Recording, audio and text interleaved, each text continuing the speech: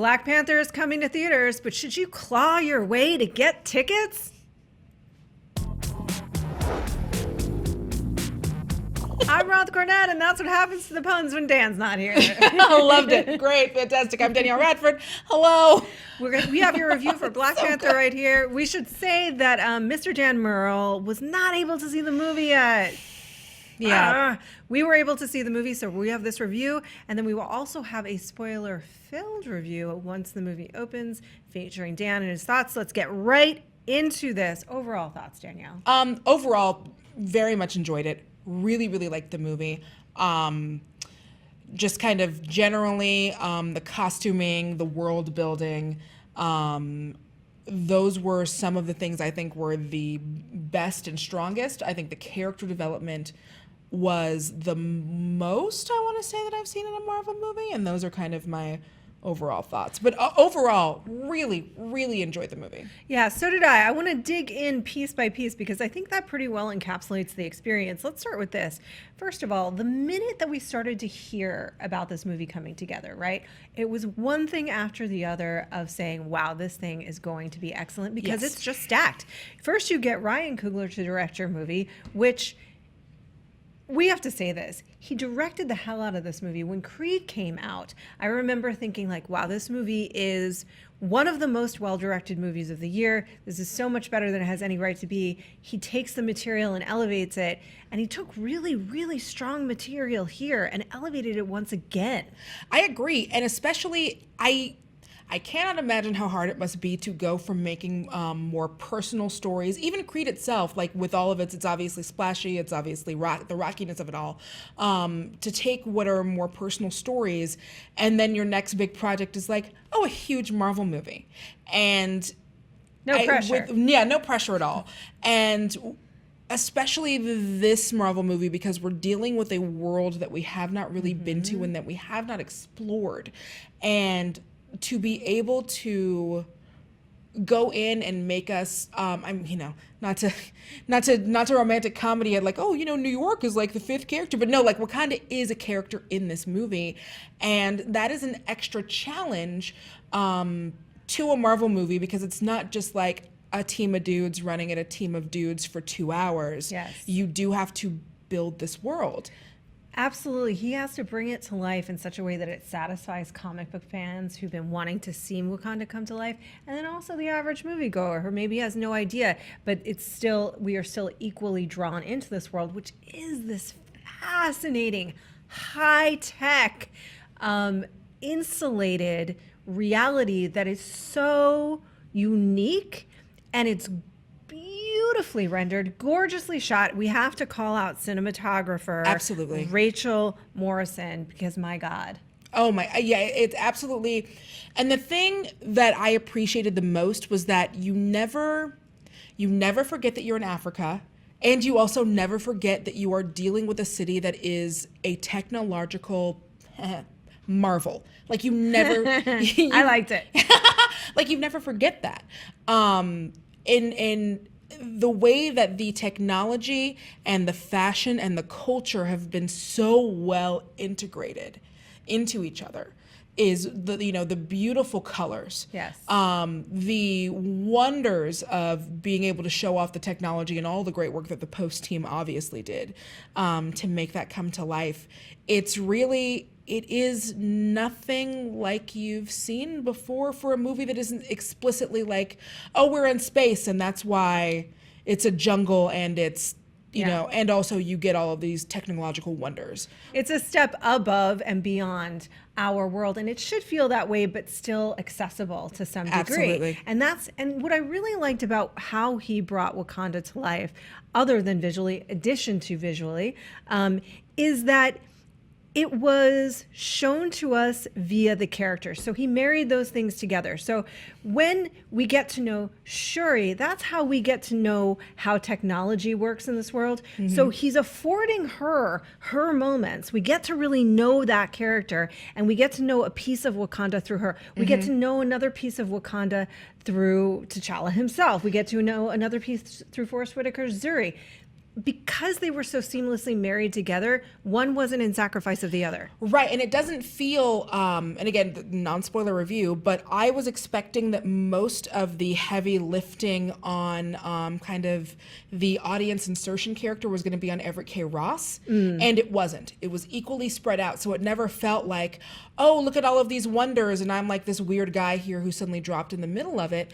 Sometimes, unfortunately, one character has the job of being exposition man. Yes. You know, like a Giles on Buffy, or like Sure, Dr. Exposition. Dr. Exposition. And it never felt that way. It still felt like even as things were being explained and we were being exposed to new concepts about this world and particularly this country in this Marvel universe, it still very much felt natural. Yes. And not like exposition, exposition, exposition, exposition. That's perhaps the most impressive thing about this, is that everything is motivated by story and character. Right. And as a result, we're getting to know the world because of the circumstances. He's showing, not telling, right? We get to know a little bit about how the rituals work because that's a part of the story and we're seeing it happen right there in real time. And showing, not telling is obviously, it's one of the tenets of theater, it's one of the tenets of movies, but you know, you can go back to an example of when it doesn't work very well. And for me, you know, that White Room Matrix scene is where there's way too much showing and not enough telling, or way too much, telling and not enough showing.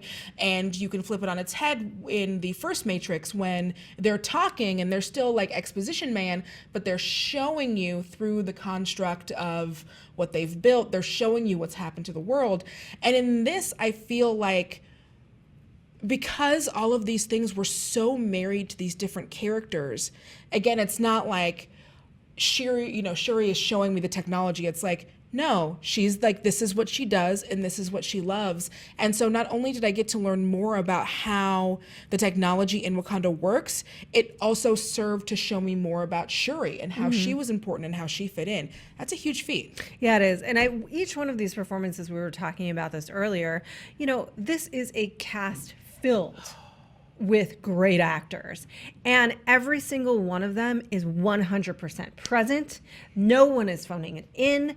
Everyone is completely committed to their character and to this world. I mean, Denai Guerrera. If you weren't in love with her before from Walking Dead, you're in love with her now. I'll tell you that right now. Yes, but this goes across the board. Chadwick Boseman, certainly Michael B. Jordan. Everybody's been talking about that performance. We'll get more into it in a little bit. But again, what he did here is similarly, what Ryan Coogler did is similarly to Creed, is honor what the world was, but also bring it more to us. Yes. And it's through the performances because they are so grounded. No, I absolutely agree. And everyone, and this was something else that we talked about after the screening, everyone got their moment. Every one of the actors, like when you look at all of the, you know, the hashtag Black Panther so lit, and you see the grid of actors and everyone being so excited, trust me when I tell you that whoever you walked in being excited to see, they will get their moment, and it's fantastic. Yeah, and overall, they work sort of together so that we understand the nature of the relationships. The other big thing about this movie that's so extraordinary is that, here's what's cool. It both feels contained, right? It's really focused on this world and Wakanda and what's happening with these characters. We're not really worried about what other people may or may not be doing that are part of the Marvel Cinematic Universe. But it opens up that universe to tap into and address very, very real, very, very relevant issues in our world. It does not back away from that. No. It has something bold to say. When we came out of the movie, we said, this was the only thing they could have done, but I also can't believe they did it. Yeah, can't believe. And it's fantastic. And it's Marvel.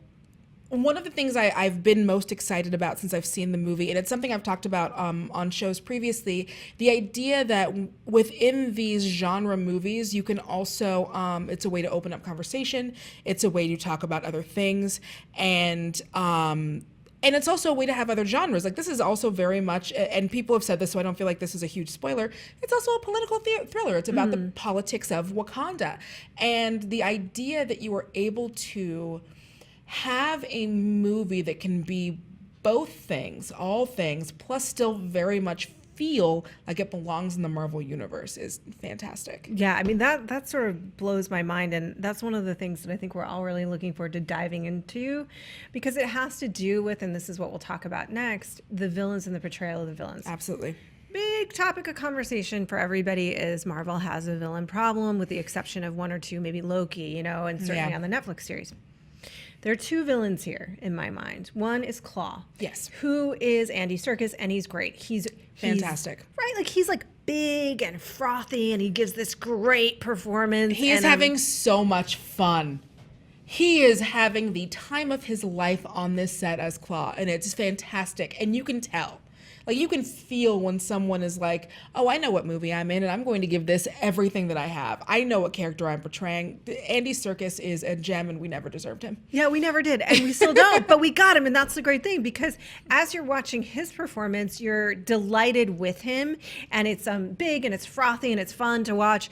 And so you get this one villain that's like that kind of great villain to watch, and then you get Michael B. Jordan, who is arguably the most interesting character in the film. He will break your heart. His storyline is one of the most captivating in the Marvel Cinematic Universe to date. Absolutely. And it's, not to be obviously too spoilery, I said earlier that this felt like a character-driven Marvel film. And by that I definitely mean this isn't going to be the film where it's like, we have to rush to this thing, to that thing. Oh no, there's a doomsday clock. Oh no, there's a blah, blah, blah, blah, blah. This is about the relationships between the characters, the history between the characters, and you can chart where this villain decided to go upon the path that he goes on. And while you're watching it, even if you don't agree with him, you can at least say, that makes sense. I could see how this could happen. Oh, yeah. I think you have nothing but empathy, even though what he's doing is not something that, as an ethical being, you can you can be on board with. He is the villain. We're not giving that away. He is the villain of the story. He is the villain of the story. Not great. His name is Killmonger. But at the same time, you absolutely get why he got there. And you want more of him. You want to get to know him more. You are fascinated by his relationship with Absolutely. T'Challa. He is. I walked away from Age of Ultron with having some empathy for Ultron. I genuinely did. A lot of people didn't. I saw where they were going, and I had some empathy, but there was still kind of something. It didn't quite get me where it needed to be. And even though I definitely disagree with a lot of what Killmonger's plan and what he wanted to do, at the end of it, you cannot help but have empathy for him. And that is amazing. It's amazing that it's not just, and I don't feel like this is super spoilering it, he's not a metal monster that's come to, laser off people's eyeballs or whatever. He is a real person with real motivations, and and this story has a better inciting incident than I want to say most Marvel movies have. I think it has a better and more dynamic and richer inciting incident than any Marvel movie has, because this is an inciting incident that will have all of us talking and thinking and feeling in a real way. And you do in the movie. You want to cry for him. And in the way that Magneto and Professor X absolutely need each other, T'Challa and Eric need each other as well in this movie. Absolutely. In order to fill their own arcs. And there are these dynamic character arcs. And so this is really about watching almost all of the characters in this, watching their philosophies change. Yes. And watching their worldview change beyond any kind of superficially, I'm good, you're bad, and I've realized how good it is to be good. Everyone can agree so the thing that's motivating him, Eric, is a thing that eventually everyone can agree is a problem. Right.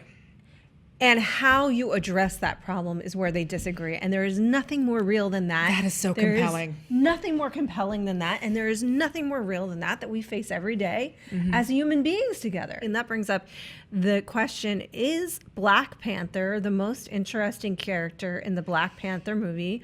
Or Is it Eric Killmonger? Yeah, it's Eric Killmonger. It might be Eric Killmonger. It might be Eric Killmonger. Might be Eric. I mean, But is they're that all, a they're all problem? fantastic. No, I have always. I mean, I don't know. As a longtime reader of the comics, as a longtime reader of comics in general, as a longtime, same as you, longtime person who watches movies and loves genre film and loves this, the villain is always more interesting than when it's done right. The villain should be more interesting. It is more interesting to be like, how does someone get to a point where they think that that's okay? That's way more interesting to me than, I do what's right because of what's right. Which is also, and I'm not saying, like, I don't want to distill Chadwick Boseman's performance down to that at all, because he goes through a fantastic character arc. And that's, the villain should provoke thoughts in the hero of, what am I doing? How can I do this better? How can I be a better person? They still manage to, like, to affect change. Yes. And that's one of the things that made, X-Men movies so compelling, is this idea of, it's like this philosophy versus this philosophy. We all want mutants to be treated fairly, but how far do we go and how do we get there? Yes. And that is always, and that, I mean, that is the struggle. Like, I love Alex Ross, but when he's like, oh, I don't like it, he's a painter guy, but he's like, I love X-Men, but I think that it's just gang warfare. It's like, it's a war between two different philosophies. Exactly. And that's what Black Panther is. I agree. It is 100, and that's what makes it so fascinating. And I would argue that yes, Killmonger has sort of like a more interesting in the sense that it's more outside of us, because he wants to go to places and do things that normal human beings, thank God, don't. But where I would argue that Chadwick Boseman is beautiful and the portrayal is gorgeous is that he is us. Yes. To me, in a much heightened way. Like, if we're not all kings and we don't have that weight. But the questions that he's asking himself is, how much do I leave my kingdom, and we all have our own little kingdoms, the worlds that we live in, and the care that I give to the people that are directly in my life, and recognize that I am in a part of a much larger world that I can't solve in one fell swoop, and yet I must engage. Yes. And that is a pretty fascinating journey, and we know that from the trailers, that it's about Wakanda coming into the larger world, and as an individual he has to take that journey, and I actually think it's a pretty great one. Right. And that was something that we talked about, that we had spoken about earlier, this idea that, like, yes, we know that, like, sometimes something like a fast fashion can be bad because of conditions, and we know that, like, something like necessarily like our phones aren't always made with the care and they're not always made in like the kindest ways, and so we all live in these kind of dual worlds of, it's our own world where we obviously have to take care of ourselves, we have to take care of our families, and then we also have to find how we can best be as kind and serve the rest of the world in a way that we can, while still honoring our connections to who we are and who we love and what's just possible and feasible. And maintaining our personal responsibilities Yes. in our own lives. And that is the balance. And so I would say that I don't think it's fair, really, to either the character of Black Panther or to Chadwick, to say that that's not interesting, because it's just a bit more, it's just far more subtle. Oh, and it's not, he's not boring. Yeah. It's just, Michael just- B. Jordan is the Michael B. Jordan of it all. And that is like, his character is obviously, like you said, so different than us, Yeah. that you want to understand how someone gets there. But I definitely don't want to say that, like, Black Panther is incredibly interesting, and he fights so much. He has this fight between tradition and modernity. Yeah. That is incredibly fascinating. Yeah. And it's tradition and modernity in the midst of being like 10 million times more technologically Right. advanced than anybody else at Which the is same something else that time. you've never seen, where it's like, no, it's Yeah. they're so far ahead of the rest of us, and yet they still have to deal with how they want to deal with the modern world compared to still having their own traditions. It's pretty fascinating, because it's also how much can the modern world handle what we've got You know, can they even handle the level of technology that we've got? So there's multiple issues happening all at once. Let's talk about, I would say that if I had complaints about the film, which I really think, again, keep in mind, this is a Marvel movie, this is a superhero movie, and all that that implies. In that container, it's doing really special things, and it is a very extraordinary and well executed movie, but it runs into some of the Marvel third act issues. Yes. It gets a little, runs into the same issues that many of these movies do. When they got back to the characters is when I clicked right back in. I will say this too, and it can't be understated. This is a movie that is pretty special in the sense that it is a very historically relevant film that also invites us all to enjoy a big epic superhero movie that happens to be really good, you know? Like, final thoughts on this is like, not only is this just a good movie, right? But I hope that this is a movie that, because it is so good and in hand with it being as good as it is, that really we do start to see more of the sea change that I think we all want and desire. I think that that was what a lot of us, you know, after obviously Dark Knight and how amazing Dark Knight was, a lot of us was like, okay, this is the standard. This is what it's going to be. And in some ways it is. And sometimes, and some superhero movies are just like, we're going to be fun. It's going to be all of your favorite characters do interacting and great. And it's like with Marvel, that's really fun and that's fantastic. But I have seen that movie. So while I am excited to see more of that movie, I am happy that now I get to see this other kind of movie as well, because if I did have to, and they're not a one-on-one comparison, but in terms of the way that it handled philosophical questions and the way that the villain was able to make the hero think about themselves and the way that they have done things. That is what I would compare it to as far as like those two things. And so I am hoping that now we do get more, still give me fun stuff, totally gonna see it, totally gonna have a good time, be silly, be fun, be like Ant-Man where you turn a building into a backpack. I'm totally into it. But I enjoy that we are opening this genre up to have more movies that are about something that's a little bit deeper than just, isn't it fun to see all of your favorite guys on screen at the same time? Yes. I think that the cool thing about superhero films is that now they're a proper genre with tons of so you can do all kinds of things, all kinds of subgenres, and that's what I've always wanted. Yeah, that's what I've wanted too, and I feel like we really got it here. It's interesting to see where Marvel's going to go next. Danielle, any final thoughts? Yeah, I loved this movie. It made me incredibly happy. The women in this movie are amazing, and there are many scenes where they steal the scenes, so be prepared for that.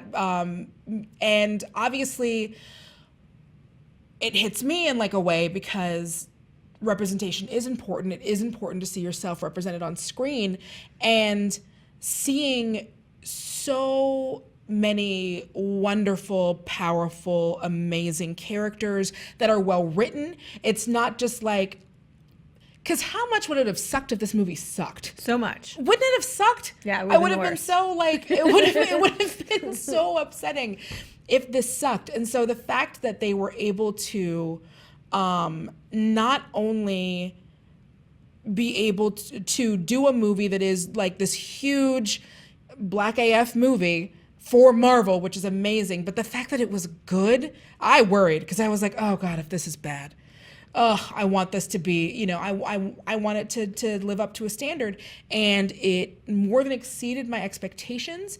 And I think that if this and Thor Ragnarok are the ideas about where the Marvel universe is heading into the next phase of being able to say, like, you know what, Thor Ragnarok, I can do this and make this look like nothing else has done, and you guys are going to love it. I'm going to make this a huge comedy, and I'm going to do this, and I'm going to change it, and it's going to be great. And the idea that we're now, what both of these movies had in common were that they had teams and directors and writers who it felt like were really able to put their mark on this movie.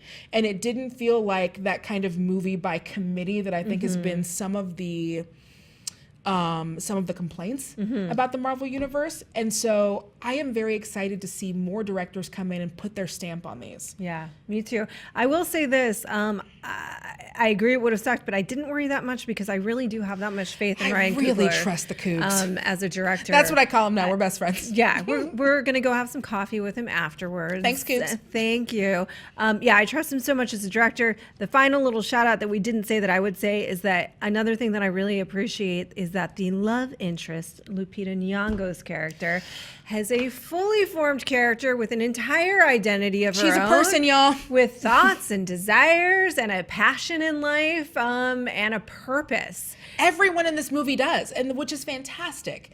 So that's just, I mean, I just got to say, oh, sorry, go ahead. Oh, no. Everyone in this movie is great and fantastic, and they avoid so many of the really irritating girlfriend tropes. She's not irritating. She's not a wet blanket. No, not at all. Everybody's given their due and fully fleshed out. I would recommend this 200%. You should go see this movie. I think you will walk away having had a great time at the theater and with lots to chew on and think about. And what could you ask for that's more than that out of your Marvel movie? Not really anything. So, also, the costuming is ridiculous. yes, beautiful. Go see the movie. Let us know what you think in the comments below. And again, Dan will be back with a spoiler review after it opens. Danielle, thank you so much. Oh, thank you so much for having me. And we will see you next time. Bye.